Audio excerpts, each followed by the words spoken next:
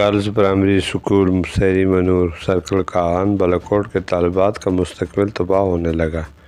Transfer تبادلے مذاق بن گئے۔ سینکڑوں بچے بچیوں کے اسکول چھوڑنے پر مجبور ہیں۔ والدین سمیت علاقہ مکینوں کا ہنگامی اجلاس۔ مذمتی قراردادیں منظور۔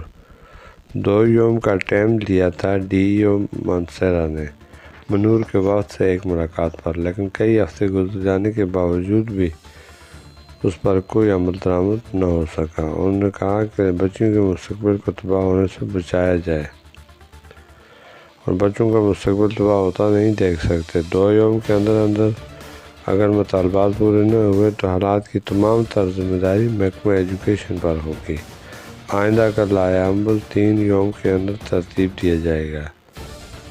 وی سی منور کے عوام کے ساتھ سوتیلی ماں جیسا سلوک کب تک برداشت ہوگا؟